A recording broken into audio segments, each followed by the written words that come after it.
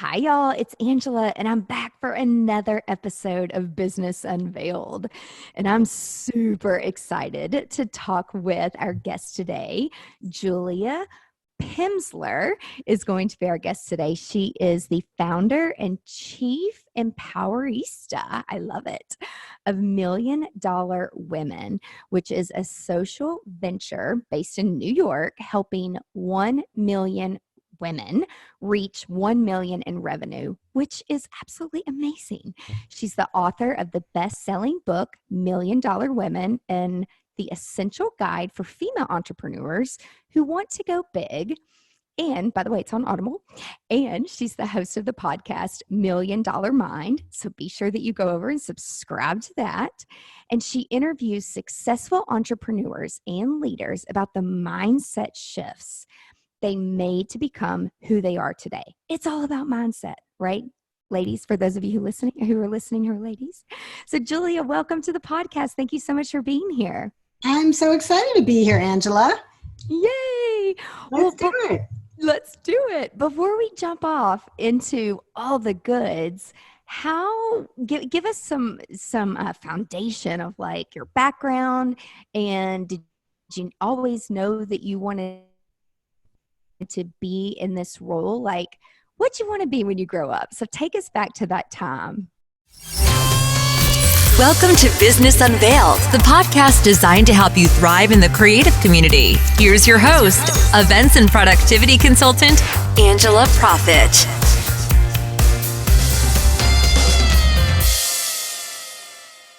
What's up, GSD leaders? Thank you so much for tuning in to another episode of Business Unveiled, where we share expert tips and secrets from top creative industry professionals. You know, we're going to take you behind the scenes of our experiences, share with you what we've learned from them, and how it's made us stronger. Because no one said it's easy owning a business, right?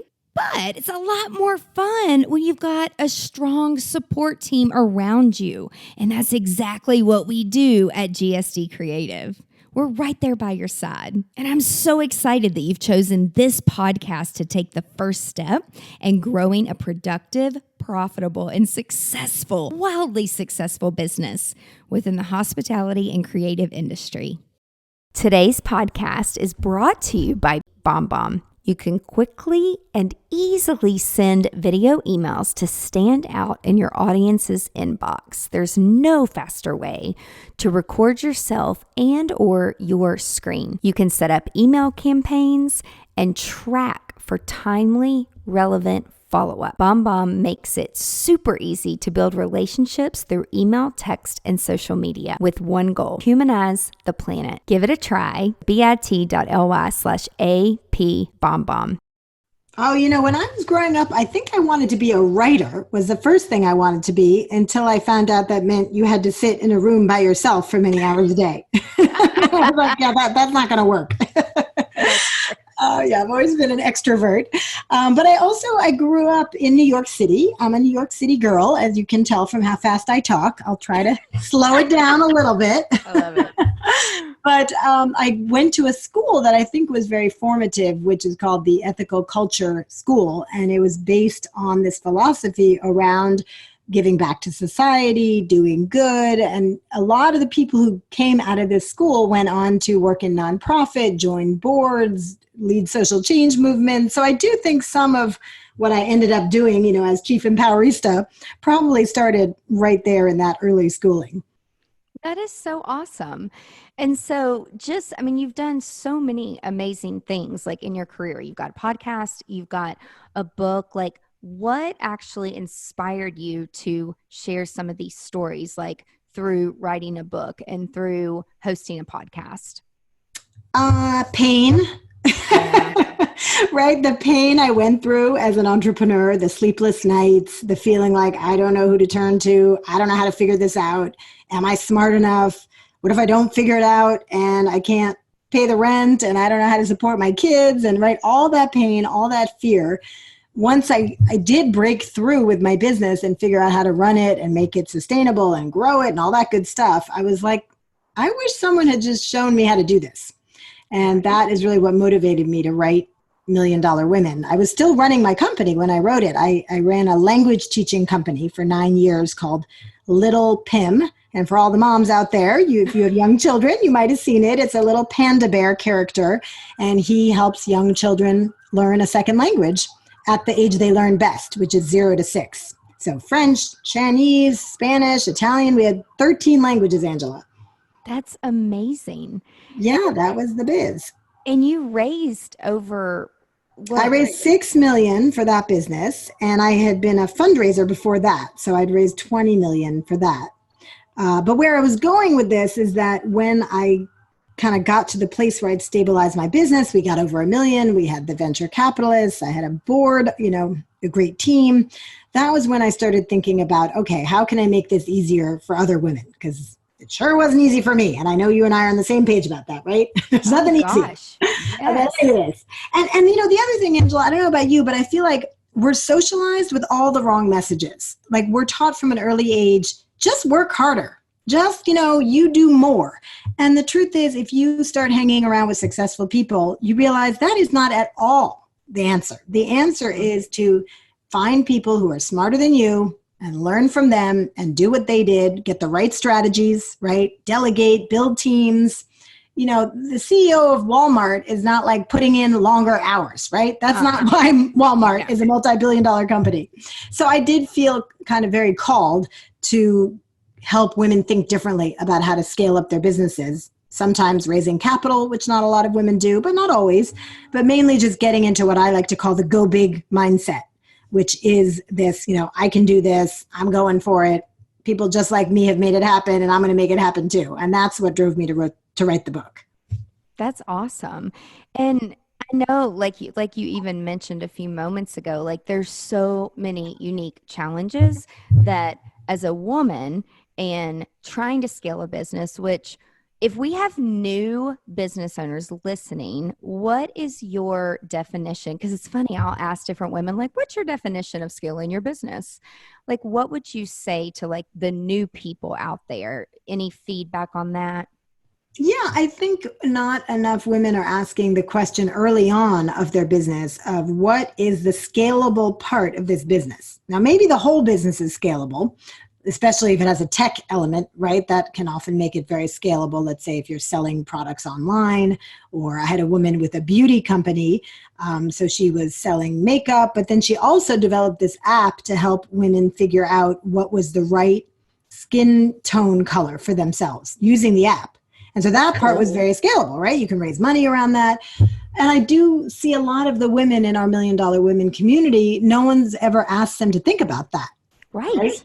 What is the scalable part of your business? It's not always the whole business, but some part of it. So that's something that's worth thinking about early on, and, seeking out mentors or coaches or whoever you can get your hands on who knows how to talk about that question. And for anybody who's listening for the first time and wondering, I'm not even exactly sure what scalable means, scalable is really just that you've created a company where the resources that you're putting into it and the amount of staff and, if you have a product inventory and all that, as you grow, you don't have to add more staff, more products and services to get to those high revenue numbers. That with, for instance, my company, Little Pim, the multimedia language teaching company I built, the reason I didn't open up language schools is that I didn't think that was very scalable. Although, to admit, I did not know that word at the time. So if anybody is not using the word scalable yet, I didn't know the word when I started my first business. In fact, it was so long ago, Angela, I don't think I even called myself an entrepreneur.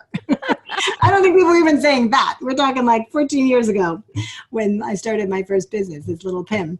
But what I do remember thinking is, even though I didn't know the term, was I will work my butt off for a couple of years, and then I just want this thing to grow without me having to, put in those super long hours. And that's when I decided to build a multimedia company, because we raised the money, we created this video series, and then we could sell it all over the world.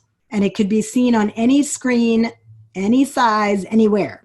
Television, computers, laptops, smartphones. We made deals with PBS. We made deals with Leapfrog, with Hulu, every possible carrier. And that was very scalable. in a way that building schools was not, because every time you build a new school, well, you've got new real estate costs, you've got staff, you've got to put in the school, then they leave, then you got to hire somebody new, there's turnover costs. So those are the types of questions that women need to be asking more often, right? Is like, is there another way of doing this business that's just way more scalable than how I've conceived it now? So how did you learn all of this? Like, did you have a mentor? Like, I know your father was a filmmaker and it sounds like an entrepreneur as Yeah, well. I have kind of a funny background because my father developed a language teaching method that's like the second best-selling language teaching method out there. You've heard of Rosetta Stone, I imagine? Yeah. So this is like the competitor to Rosetta Stone. It's an audio-only method, and lots of people have used it, and it's great. But interestingly, he developed that, and he was like an academic. He was a Romance language professor. And then very sadly, when I was really young, 8, he died of a heart attack, like super suddenly. Oh, wow. Yeah, totally changed the course of my life. So I was raised by a single mom here in New York. I was the kid on scholarship. And yet many, many years later, that same method was taken over by a major publishing company and is now a multi-million-dollar company. So it's kind of this funny thing where people always think like, oh, you've got this legacy, right? You must have grown up with a silver spoon, but not at all. I've been working since I was 13. And, I figured it out because I had to, right? I got married to someone who was not on Wall Street. I'm here in New York, but he was, working for a nonprofit, and I had my little startup. And I had to figure it out. So those are actually the women I like to work with the most, are women where like there's a lot at stake. Because this stuff's hard, as we were saying, and I find that most women aren't going to put in the time and the mental energy and sometimes the resources, the investment it takes, right, to hire a coach or join a program to figure it out unless there's really something at stake. Right. Why do you think that there's so few? I believe the statistics say like 3% of women entrepreneurs are even getting $1 million in revenue. Like, what do you think? It's like they don't have the resources, they don't know where to go. Like, what is keeping women from like going big? Yeah, well, you mentioned mindset early on in the podcast, and from having written this book and toured all over the country talking to rooms of women, 100 to 1,000, I always asked, what do you think is the hardest part of scaling up? Because I wanted to answer that question too. And in researching my book, and I interviewed 7 women from across the country who built multi-million-dollar businesses from scratch and told their stories in the book. So that's part of the book. It's my personal story growing little Pim, and then these interviews with the women. And we all agreed, all these women who built multi-million-dollar businesses from scratch, that you really just need 3 things to go big. Do you want to hear what the 3 things are? Tell me. All right. It's not that hard. You need the right mindset, you need the right skill set, and you need the right network. And that is what every woman who I interviewed, and even all the women I've met since, we all agree that's all you need. It's simple, but it's not easy, right? that little list. Right. But when I asked these women in these rooms of 100 to 1,000, of those 3, mindset, skill set, and network, which one do you think is the hardest? And I got to tell you, Angela, it was all hands up for mindset in almost every room. Really? So that really told me something, right? That it's not that we know this as women, right? It's not that we're not smart. It's not that we're not capable. It's not that we're not driven. Sometimes we're more smart and capable and driven than the guys around us, right? It's that we get in our own way. It's really that, right? It's the overthinking. It's the lack of confidence. And, let's not beat ourselves up. We were socialized to think this way, right? There's nothing wrong with us. The society has not yet evolved to the place where little girls and little boys and anybody in between, right, is getting the same messaging. We're just not. Yep. So we have to do that extra work. If we want to go big, we have to unpack what we learned and unlearn some of it.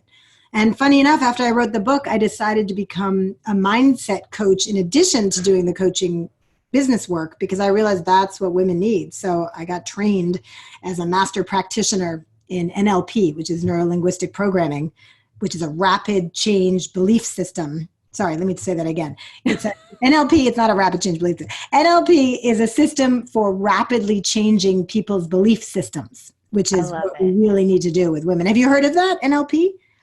I haven't heard of it. Have you heard of cognitive behavioral therapy, like CBT? Yes. It's kind of like that. It's like, I call it like therapy for impatient people. I need that. I'm Right? so impatient. We're all entrepreneurs. We're impatient. We can't do 20 years of therapy and like hope it works, right? No, absolutely not. Absolutely So not. this is a method. It's what Tony Robbins is trained in. It's what the Obamas were trained in. Many Olympic coaches use it with their athletes. It's kind of that, high achievers secret method, not so secret anymore. Yeah. It's just so interesting because back when I started a business, which was a complete accident, and I did get a mentor through SCORE, but it is all about surrounding yourself with the right people who can share the mindset with you. Yes. And in the beginning, he's like, you've got to do this and this and this and this. And like, I didn't really get it. I really didn't understand. And at the time I had a really good job in healthcare. So I was like, oh, I'm just going to do this wedding thing for fun.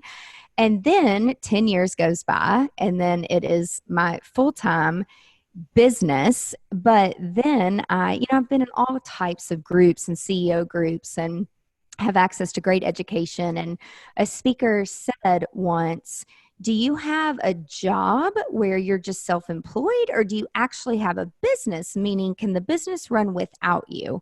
And that's what woke me the hell question.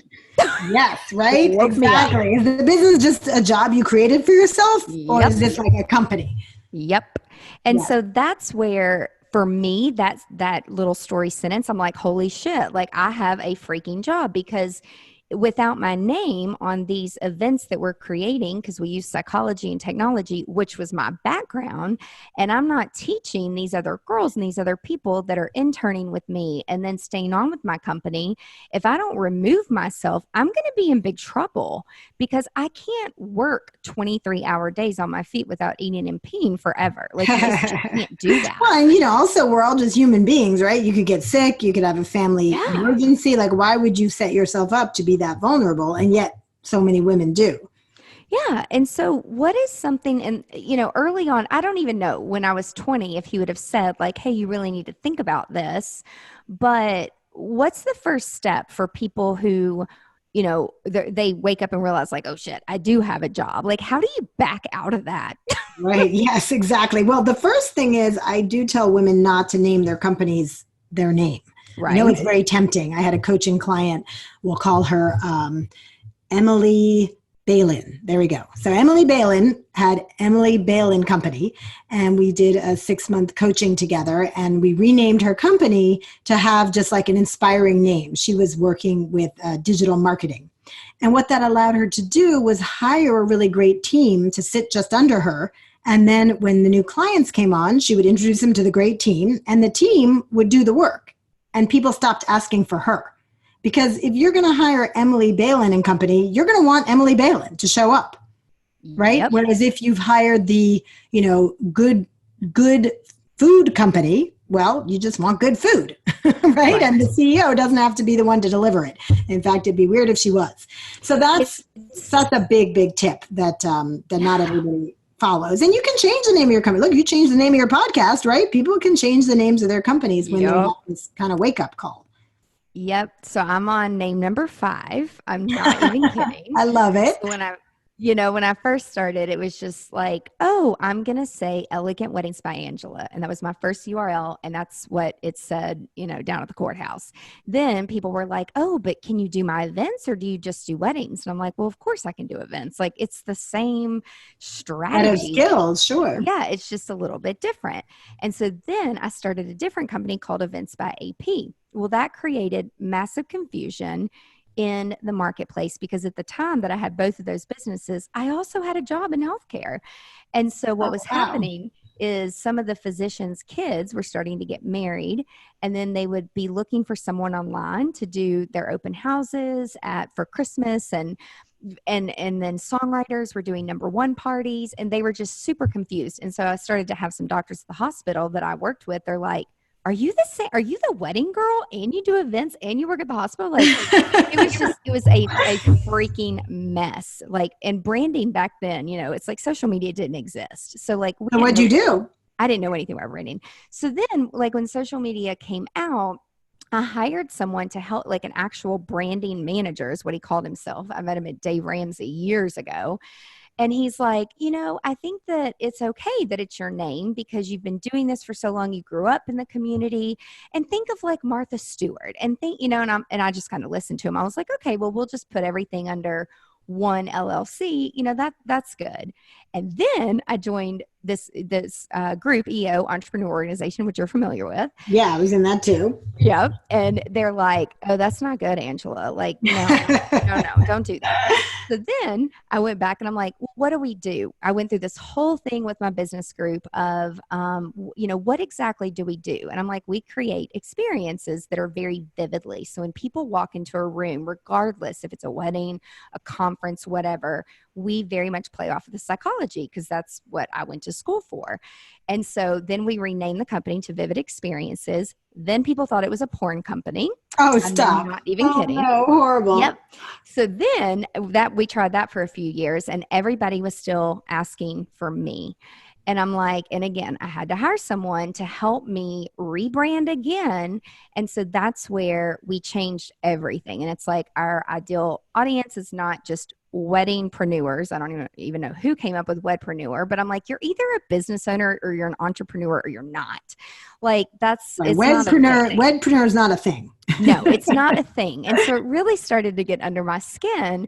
And so that's where this new consultant that we've been working with, just like what you're saying, so we decided to create a movement of people who it's not about me, it's about the people who work in a network to get shit done. And I'm always saying we have a GSD day. I've been saying that for years.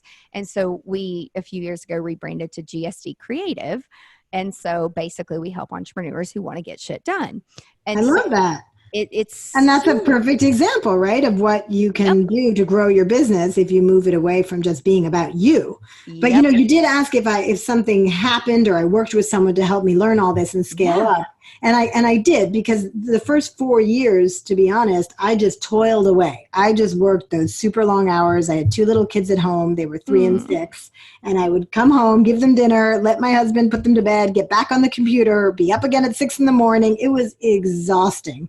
And I got to a place where I didn't even really enjoy it anymore. It was like I was just, feeding the fire. And that was when I thought about even selling the business. It was only 4 years in, but I was just so exhausted. And I reached out to a cousin of mine who had just sold his company for $400 million. That went pretty well for him. Wow. And I thought, you know what? He probably knows a couple things I don't know. Hell yeah. And he came in and looked at everything I was doing and, my little tiny office with my 2 interns and, 1 person on staff other than me. And he was like, yeah, you shouldn't sell this. You've built a really great platform here. Why don't you go out and raise venture capital and scale it up? And I just was like, what? Venture capital? Like deer in the headlights. Well, actually, unfortunately, I knew what it meant because I had been a fundraiser. I was in one of my prior careers, and I used to have to go have meetings with these guys in venture capital. And I'll never forget, taking the train out to Greenwich, Connecticut, it's a very fancy town from where I live in the city, and being made to wait an hour and a half in the lobby, this big, beautiful, tall windows, everything gorgeous in gold lobby. And finally the assistant comes out to get me and she's like, Dave will see you now. And I follow her down the hall with her heels clicking. And I sit down across from this guy who doesn't even look up. He looks at his watch and he says, you have 11 minutes. Go. Oh my God. Yeah. Terrifying. And so I was like, those guys? You want me to go pitch to those guys? And my initial thinking, Angela, was like, I don't speak their language. They're going to ask me all these finance questions that I don't know the answers to. I built this business so I don't even have to spend time around people like that. Right? So every bone in my body was like, I'm not doing it. Right? And I even said to him, well, what else could I do? But he was like, no, that's it. You need to raise capital and take this to the next level. And so I thought about it for a couple of weeks, and it really kept me up at night because I was like, I really want to grow this business. And I know we're helping so many parents teach their kids a second language, but I'm scared and I don't know how to do this. And I finally decided that I wanted what was on the other side more than I wanted to stay in my comfort zone, right? I really did want to stay in my comfort zone, but I wanted to grow the business more. and to, have opportunities for my family, and frankly, to show other women it was possible, right? I was a women's studies minor. Like, I've always been really interested in how do we move the needle for all women. So I spent 10 months learning how to raise venture capital, watching every video, Shark Tank, talking to anybody who would sit down with me and tell me about their fundraising experience. And at the end of 10 months, I was ready, and I went out and I had about 40 meetings. And I got a lot of no's, but I got a few crucial yeses. And I raised my first $1 million in that round. And then I raised another $1 million, and I wound up at $6 million. Wow. That's just incredible. And I mean, a lot of women that I talk to who go out and raise funds, they're like, you're going to get a whole lot of no's. And so you gotta get real tough, like tough, thick skin.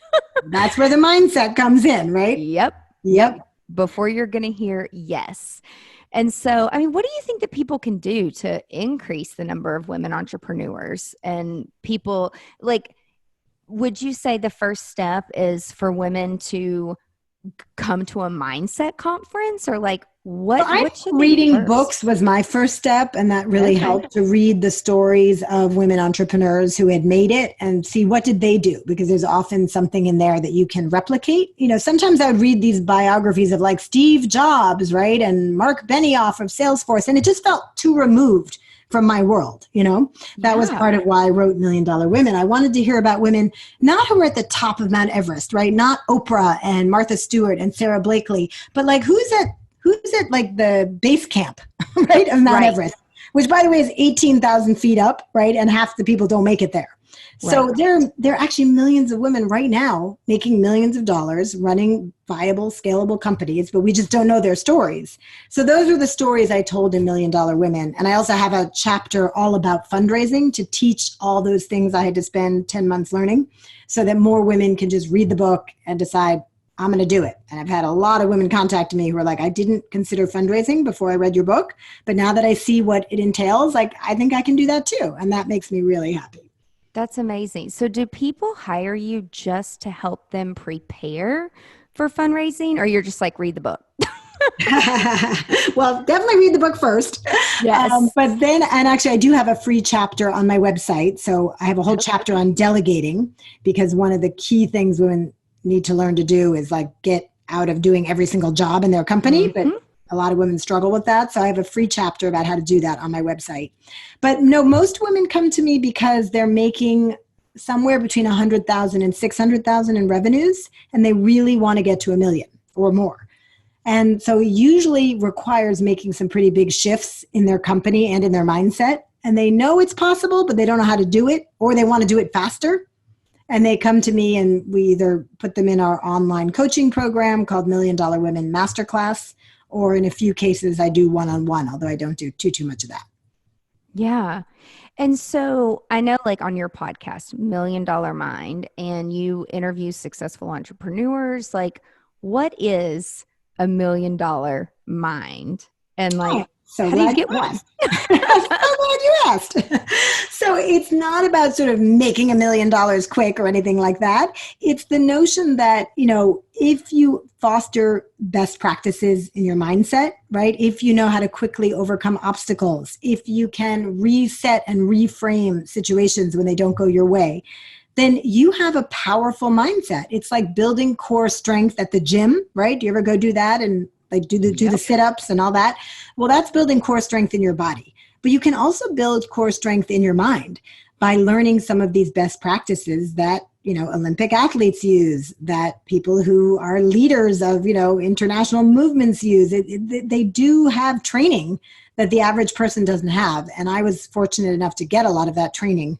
I've been on this kind of 15-year mindset journey in parallel with my business journey. I went to so many retreats and conferences and studied with masters. And so now I'm bringing all that into the business world where people can access it more easily through the podcast. And I have a book coming out in 2020 as well. Ooh, that's amazing. Thank you. I'm excited.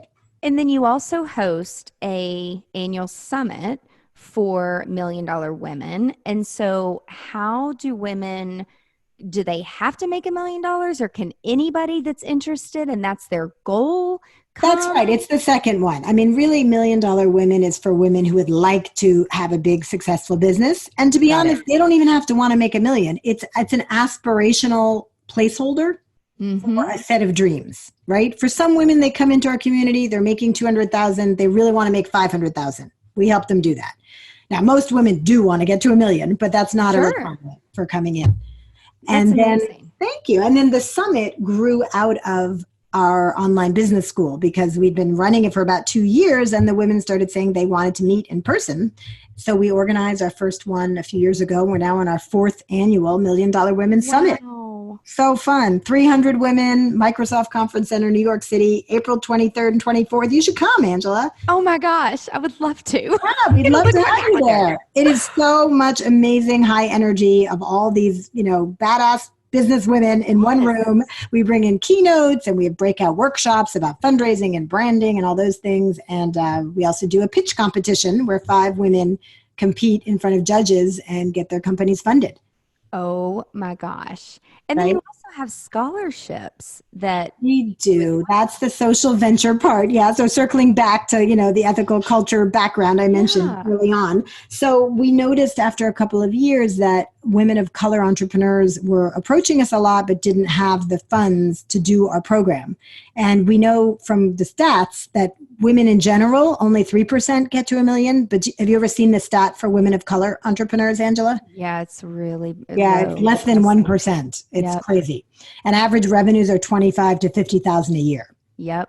So when we saw that, and we know it's the fastest growing segment of entrepreneurship, we decided, okay, we can play a part here. We already had so many women of color in our community as mentors, as graduates. So now we've been raising funds every year so that we can provide scholarships and pay for half the fee for any woman of color who applies, who meets certain criteria. In fact, we just raised $50,000 over the last couple of months. I'm so grateful for everyone who donated. That is amazing. So how do you, knowing all that you know now, how do you manage your time now? Like, I know you're a mom, you have little Pim, you have this amazing network of women that you've built up. Like, how do you manage your time? Yeah, well, one of the chapters of my book is called Become a Delegation Ninja. I love it. It is kind of one of my superpowers. I mean, I built it up over a long period of time, but I have been perfecting this for years. Like, how do you do everything you want to do, right? And still enjoy your life and not go crazy. And I did work with an efficiency coach for about 3 months early on. When I was running Little Pim, I got to a place where I was just so burned out and exhausted and felt like pulled in way too many directions. And I looked at everything I was doing, running my company, serving on boards, class parent, wife, mother, sister, daughter, the whole thing. And I was like, all right, I either have to drop some of these things, not the mother part, right? but maybe choice. That one I was going to drop. But, I was serving on nonprofit boards. I was class parent, right? I was like, either I have to drop some of these things or I have to get a whole lot better at managing my time. And so I decided the latter. And anyone who's read $1 Million Women knows I've hired probably 10 different coaches. I'm all about the coaches. That's why I became a coach. My coaches helped me so much. And this efficiency coach got me set up to the place where every single thing that I do, I put through this filter of like, does this have to be me who does it? And we're talking personal and business. So that's really how I do it is, I only do the things that I'm best at and that I like to do. And I think it's so I'm a control freak, not because I want to be, but because somebody's got to do it. But what I've learned in running a business and being surrounded by great coaches and mentors and just different educators really through EO, it's just been so awesome to be able to hire people that have a different mindset and they actually are better at it and they love it because that's the way they're wired. And I know the very thing you might hate doing, they may love doing, right? Yes. And so it really, I went through something similar where it's like, write down everything you do in a day and what do you want to do and what is profitable for you and what can someone else do. And that was like, it changed my life. Like it changed. And then I learned how to calendar block and, all these great tools that really help you get a good snapshot of like, how the hell am I spending my time? And like, why am I saying yes to everything when I need to be saying no more than I'm saying yes? Because these things, not every project that comes our way is a good opportunity, right? Absolutely. And there's always opportunity cost, right? When you say yes to something, it means you're saying no to something else. I love that quote of every great yes is defended by 1,000 tiny no's. Yep. And that's how I see parenting, right? When I said yes to becoming a mom, that meant there were going to be a lot of no's behind that. No, I'm not going to brunch. No, I'm not going to every single person's birthday party. No, I'm not going to take every trip I want to take because I want to be home with my kids. So if you're a mom, you've already had practice at that, but we don't always do it in our business or in other parts of our life. So that's critical, mission critical, learning how to delegate. Yeah. And then I had a coach that was like, you women, he's like, you have FOMO. And I'm like, what is that? I'm like over there Googling FOMO and I'm like, fear of missing out. I'm like, what did he mean by that? Or she? Well, it's like he was saying, how many of you in this room said yes because you're afraid you're going to miss out on the next big thing? And how many of you actually want to be here because you thought that you were going to walk away with something valuable? So it's two different mindsets of just showing up at that party or showing up at that birthday party, because if your face isn't there, who else is going to step in and their face is going to be recognized because you're not there? I mean, very competitive. Well, and you're touching on something really important, which is networking. And I find that women are usually not intentional enough about their networking. And I actually have a free ebook on that too on my website, because it was something I was teaching so much in my community. It's called Power Networking for Female Founders. And it talks about the 3 types of networks that you need, which are operational, strategic, and personal. So operational is like, I don't know how to get this thing done. And you have someone you can call and say, hey, I don't know, where to get the best rate on a car service, or I don't know where to get the best wedding cake, right? And someone else knows that. That's an operational network connection. Then there's the personal, right? Your friends, your family, people you hang out with. We need both of those. But the third is the one where a lot of women fall down, and that is strategic, your strategic network. And that's where men tend to excel, right? They're joining these professional groups. They're trying to find mentors or ahead of where they are to pull them forward. And I find most women haven't really thought about who's in each of these networks. They haven't even thought about their network at all, right? They're just kind of saying yes to a bunch of things. So if you're listening and if you feel like you're not being as strategic as you'd like to be about how you spend your time, check out this free download. It's just a few pages called Power Networking for Female Founders on my website at juliapimsleur.com. I'm sure Angela will post the link. Yeah. You can Google $1 Million Women. It'll come right up, and figure out, who's in each of your 3 networks. When I did that, Angela, when I first learned it, I realized I had to spend more time around successful entrepreneurs because I didn't have that strategic network, and it was not the most comfortable thing to do. Like, I would have rather gone out for margaritas with my girlfriend. Right. But that's how you grow, right? Yeah. And I mean, just going into some of the organizations that have been outside of my industry and outside of my comfort zone, that's really what pushed my boundaries so that I could learn and grow from a different mindset. Oh, that's great. It just, what was one thing you brought back to your business that you learned in like a different industry? I mean, honestly, like going to all these different tech conferences, it's like, in the creative industry, yes, automation is great, but most people in the creative industry, because they are so creative, they don't understand using automation and using virtual reality and using some of these tech tools can actually free up your time to actually do more of what you want to do. And so it's like they don't even want to look at it or dabble in it. And I'm like, oh, but you're making a big mistake, because I was that way. And then in going and seeing all these demos and hearing people speak and sharing their experiences, I'm like, all right, we're going to give this a try and just see what happens. And so, I mean, it doesn't mean you have to change or you have to get rid of people. And so having an open mindset is really important too. I love that. That's a great example. Yes. Yeah. And that's one of the reasons that when we run our programs for women scaling up, we put them with women in all different industries, because you can often learn from people outside of your industry, right? What they're doing that could then make a big $100,000 or $200,000 difference in your own business. Yeah. In fact, I don't actually participate that much in industry because a lot of people that we work with, I'm from Nashville, Tennessee. They're not in Nashville. So I'm traveling all over the place and there's opportunities to go to different types of conferences just because I've put myself out there and I enjoy traveling. And so it's crazy if you put it out there and say it, like what the universe brings back to you is the opportunities you actually want.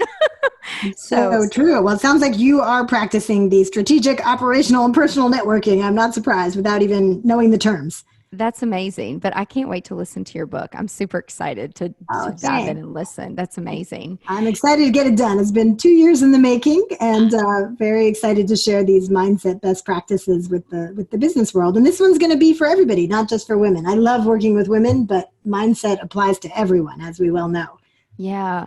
So one last major question that I get sometimes is, women ask me like, how do you get featured in these magazines and these blogs and these TV shows? And so do you have a publicist that you work with and would you recommend that? Or what's the best way for people if they're trying to do something?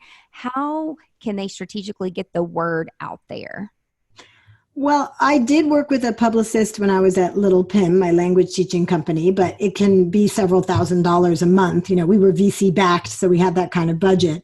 Now that I'm a coach and running a social venture, I don't feel like we really need to do that, and we wouldn't have the budget for that. So we do it all in-house. We reach out to journalists, we track articles that we read that we really like. We reach out to those journalists, let them know what we're up to. I do a lot of interviews. I say yes to a lot of media just to stay kind of top of mind. I do a lot of speaking, but I know that when you haven't yet written a book or you're not yet getting that attention, that's all kind of easier said than done. So I would recommend watching a webinar about how journalists like to be approached. Entrepreneur has been getting some good information out there, Entrepreneur Magazine, and they're actually one of the speakers at our summit this year, specifically on how do you approach the press. Because there is a right way and a wrong way. And if you do it the wrong way, you'll never, ever get their attention. But if you do it the right way, there's every chance of getting, a story written about you and your company that can make all the difference. That's amazing. And so everyone that's listening, we will put all the links in the show notes that Julia has shared with us. We'll put information about the conference. And listen, I'm going to tell you from like one young entrepreneur woman to another. It's like when I went into some of these events and I'm like, oh my gosh, I'm surrounded by all these people, and they're up there telling their story and they're like, I've raised 30 and 40 and $50 million. And it can kind of be intimidating. Like, yes. Oh my gosh, like I can't even fathom. I don't even know how many zeros that is, but that was not my experience. It's like, I made this up in my head, but everyone has completely, again, the mindset welcomed us with like open arms, and they're like, what's your goal? How do you want to get there? We can help you get there. And so if you're listening and you're like, I just don't want to be around a bunch of women who talk about money, it's so much more. And the more money that I can drive, the more I can help other people. And it's just a tool. Absolutely. To get to the next place. Well, I love what you're doing to help creative women build their businesses, and you're on such an incredible journey. So thanks for everything you're doing to move the needle for women entrepreneurs, Angela. It's awesome. And it was such a joy to be on your podcast. And I hope to hear from some of the women who are listening. We also have 100 free blogs about scaling up. So if you just want to get your feet wet, you can come check those out at juliapimsleur.com, and they're all organized by category. So you can read about mindset, you can read about fundraising. That's a good place to get started. Or my YouTube channel, where I have some short videos about these topics too. That's amazing. What is your favorite platform for people to reach out to you if anybody wants to reach out? Oh, I spend most of my social media time on Instagram. Okay. So, yeah, if you want to be my Instagram buddy, I will follow you right back. That's awesome. Yeah, DM me on there. I always love to hear from people. Awesome. Well, thank you so much for all of your inspiration and intuition and time today. Thanks for having me. And to everybody listening, stay brave and go big. That's right. And everybody, thank you so much for listening to another episode of Business Unveiled. Be sure to tune in next week so you don't miss any of the juicy details on how to grow your business. Have a great day. Bye. Now that you have all the tools you need to conquer the world in GSD, just share this with your friends and your fellow GSD leaders, and be sure you're a subscriber so you never miss the juicy details of Business Unveiled. And you can ask Siri to listen to the latest episode, but you got to be a subscriber. Before I go, I have a huge favor to ask, and it would mean the world to me. While you're listening, snap a quick screenshot, post it to your Instagram story, tag me at GSDleader_, and share with me your top takeaway from this episode and how it relates to you. Until next time, remember, stay productive and profitable. You've been listening to Business Unveiled with Angela Profit. Join us next time as we share our experiences to help you be more productive and profitable in your creative business. For more great resources, visit angelaprofit.com.